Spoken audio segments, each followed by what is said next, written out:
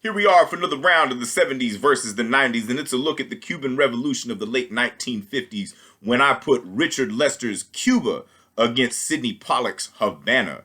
And man, this one was a bit of a rough one to get through, so let's just dive right on in. First up, we have Richard Lester's Cuba. Of course, Richard Lester is a director that revolutionized cinema, or one of the directors that revolutionized cinema in the 60s. Basically created the music video with the Beatles, with movies like A Hard Day's Night and Help, and then would go on to do other shit like The Three Musketeers and all this stuff. So this movie is a little more, I can't really say more politically charged, because this man also did How I Won the War with John Lennon. So, I mean, the movie Cuba itself centers around, it really doesn't center around one person, actually. This movie kind of gives you a whole broad spectrum of everything that was going on from like July of 1957 all the way up into January of 1959, where and does it so in pretty tight 2 hours. There's not a lot of fat on this one, but the central characters are, one, Sean Connery, who plays a British intelligence officer who goes to Cuba to try to help the Batista government fight the rebels and shit led by Castro.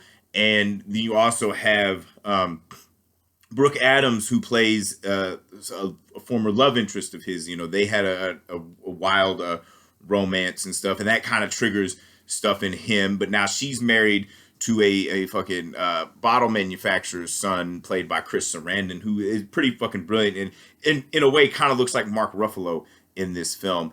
And we also see Martin Balsam as a colonel, some kind of military guy that is a little fucked off, and a really young Hector Elizondo plays kind of Connery's liaison to all this shit, and in a way, like, he's the closest thing we have in this film to somebody that's just kind of explaining what's going on and stuff, and of course Denholm Elliott is an expatriate, that's stuck in Cuba, and then there's another guy that's trying to get in on the manufacturing business and stuff. And what Richard Lester does with this film that's brilliant, it is kind of slowly paced for his standards, but he does in a way show, one thing he shows really good is the American influence that was so prevalent at that time on the Cuban people, and which pretty much set a fire under the revolutionaries' ass, because they didn't like that. So you see the Coca-Cola signs, you see fucking television invade, even when it was still in its infancy, it's becoming a thing, because there was a lot of American influence in Cuba, mostly the mob, who had the casinos and all that shit. They don't really cover that one as much, but most of the shit is like how confusing the times were, and how decadent your upper class was, and then how much in poverty the rest of them were living in, and just the kind of debauchery. There's that fucking scene where they're in that fucking party with the fucking woman's dancing, doing a strip tease to Jingle Bell Rock, and there's nobody there, and they're like, well, with this kind of, why isn't anybody here? There's a fucking revolution going on. There's bigger fish to fry than this shit. And what's interesting about Cuba, the film, is that it shows, like, it doesn't really paint anybody in a discerning light. It doesn't really cast disperse. It does kind of question every side of the equation, because especially Sean Connery's character, he's questioning, it's not even your country. Why the fuck are you over here fighting for this shit that you don't even understand? And even him defending it, he doesn't fully believe it and stuff, And when there is kind of a brief little like romance, Sean Connery's character and Brooke Adams' character, they kind of rekindle their thing in the middle, but the film doesn't really focus on that, and that ending is really bleak, because when shit starts popping off, shit starts popping off. Richard Lester kind of pulls no punches on this when he shows you how dark and violent a revolution is, especially the one in Cuba at that time. And it's just, they shoot up that dinner, and then at the end when they finally take over, and that airport scene where all the motherfuckers are leaving, and the revolutionaries, they're just taking power over the country.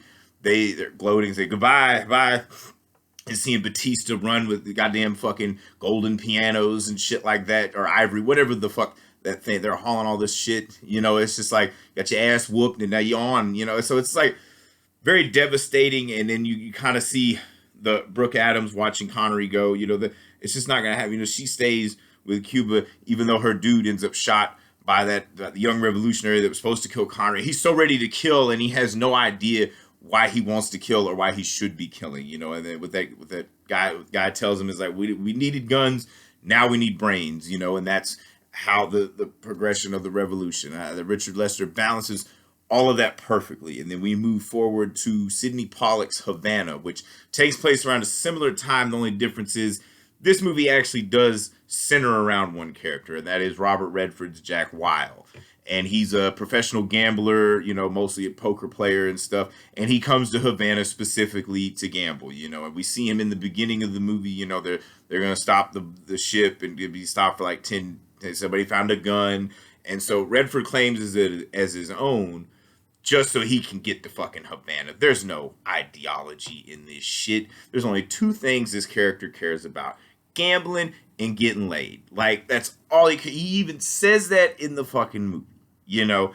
Now, granted, this is the kind of shit that Hollywood would make even way before like the 70s or the 90s. It's all the way back in the 30s and the 40s. Like, in a way, Redford is trying to be Bogart, and he is in no way Bogart. The closest thing Redford is to any classical actor is he's more like Cary Grant by way of Gary Cooper. You know, that's what Redford is, you know. But where Bogart could pull this off, and where like Sidney Pollack is trying to do Casablanca in Havana, it doesn't work, because one, you're not true to this character. You know, this character clearly has no ideology outside of gambling and pussy. And you make it to where he meets this one chick on this ship. They never met before, only known each other for like 72 hours, and all of a sudden they're just in love. I mean, granted, we all get a little cunt struck sometimes, but in this kind of shit, you know, like especially when you see a movie like Cuba, where they don't even like harp on the romance, and at least there was a connection before, this shit kind of seems lame. And granted, his competition is taken out like midway through the film, because Lena Olin's character is married to Raul Julia's character, who is also a very he's a very prominent figure in the revolution and stuff, which is yet again more echoes of Casablanca, you know. But he's, you know, yet again, there's no connection. There's no fucking like depth to this shit. It's just all of a sudden, you know, well, it's Redford, you know. So of course, you know, he always had ideology and stuff, but this character doesn't. And then, you know, like the side characters are a lot better. Like Alan Arkin is the casino owner. He's great. Like anytime Alan Arkin's in anything, he can steal the show, no matter how shitty the movie is. And of course, Thomas Melian as one of the fucking Batista fucking people. Like, that dude is, and honestly, very much an underused Thomas Melian, even in the period where he was off drugs. Like, you still could have used him a lot better than you fucking did. And, you know, and then the ending's just so fucking lame, because then, like, now it turns out Raul Julia's character is not dead, and Redford goes through all this fucking trouble. Mind you, been the whole fucking movie, like, on Alan Arkin's ass to get fucking Meyer Lansky to get him a fucking, like, bankrolling Madame fucking poker game. When he finally does, he skimps out on that just to rescue the chick's dude that he's hung up on, and then, like, fucking Raul, like, it's just so bullshit. Like I said, the kind of glossy fucking Hollywood shit, and they don't really even show you the depth, the intensity of stuff. Like how you see some torture scenes, you see Thomas Melian torturing Lena Olin, and you kind of see some of the danger that was prevalent at the time that this movie takes place, but not near as much as Richard Lester showed you in Cuba. Like, and I'll give Sidney Pollack this: he's probably the only other director besides George Roy Hill that could direct Robert Redford, other than maybe Robert Redford, but he still doesn't like understand how to make a fucking vibrant, entertaining movie, you know. And it's like, how many fucking references can we make? How many times can we have a character tell you what's going on or tell you how to feel? It's just trash, especially when you see somebody like Richard Lester do the same kind of shit without all the bells and whistles, without all the heavy-handed metaphors, and by staying true to those characters, you know. Because even though Connery is very much construct on Brooke Adams, he's still like for what he's there to do. You know, he's never forgotten his mission. He's just realized, you know, he wants to save the woman that he once loved type shit, which is understandable. Had Redford and Lena Olin's character had that connection, maybe the bullshit love story that they spend so much time on would have made a lot more sense, you know. Because honestly, this movie's like a good 30 minutes too long, in my opinion. You know, there's definitely a lot of fat on this one, and it's got moments of greatness. It started out really good, but then like once they try to make him Humphrey Bogart, it's lame as fuck. So this clearly has to go to the 70s. Cuba takes this round.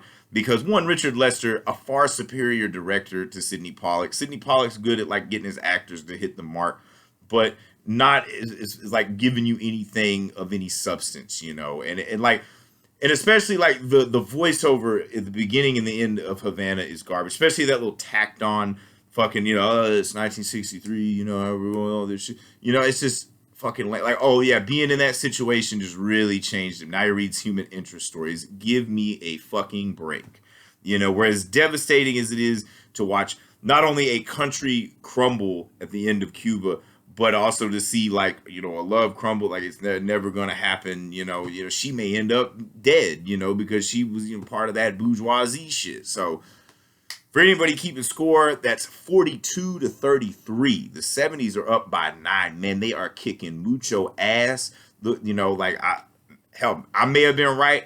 I don't want to be too early. As soon as I say that, 90s gonna creep up along, come up, boom, boom, boom, boom, boom. But you know, right now, 70s are maintaining and fucking only climbing higher on that rung, because, like I said, it was one, if not the greatest decade. Because one, they didn't assume that their audience was dumb.